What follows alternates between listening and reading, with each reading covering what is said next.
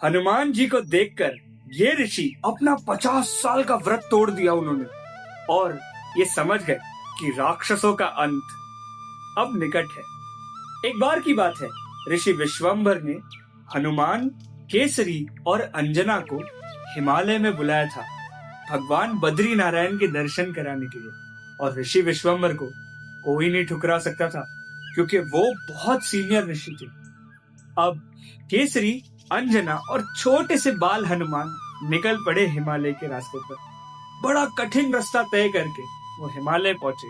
ऋषि विश्वम्भर ने उनका स्वागत किया और चारों भगवान बद्री नारायण के दर्शन के लिए निकल गए। अब जैसे ही भगवान बद्री नारायण के पास चारों पहुंचे, तीनों ऋषि विश्वम्भर, केसरी और अंजना ने हाथ जोड़कर अपने आंखें बंद कर दी भगवान से आशीर्वाद मांगने के लिए। लेकिन बाल हनुमान ने हाथ तो जोड़ दिए, लेकिन बद्री नारायण को गौर से देख रहे थे वो। और थोड़े समय बाद वो जोर जोर से चिल्लाने लग गए, राम राम राम। केसरी ने अपने आंखें खोलकर हनुमान जी को ये कहा कि ये राम नहीं है, ये बद्री नारायण है। तब ऋषि विश्वम्भर ने अपना 50 साल का व्रत तोड़ते हुए ये कहा, केसरी, ये लड़का सत्य वचन कह रहा है, ये श्री राम ही है। अब 50 साल का व्रत तोड़ दिया ऋषि विश्वम्भर ने।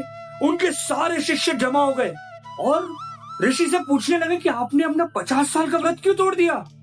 तब ऋषि विश्वम्भर ने कहा कि मैंने ये व्रत हम सबके सेफ्टी के लिए किया था ताकि राक्षसों का हम पर हमला न हो सके, इसलिए मैंने ये व्रत लिया था और भगवान श्री नारायण के नाम के अलावा कुछ नहीं ले रहा था।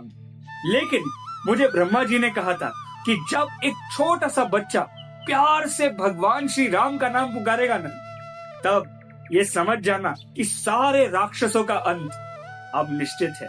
और भगवान श्री राम खुद नारायण के अवतार धरती पर जन्म ले चुके हैं और भगवान शिव के अंश हनुमान जी प्रकट हो चुके हैं। तो लीस्ट अश्योर्ड रहो, सारे राक्षसों का अंत अब निकट है।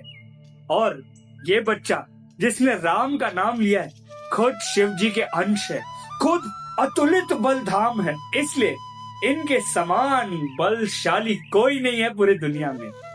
ये है कहानी हनुमान जी का अतुलित बलधाम के पीछे। So let's grow together.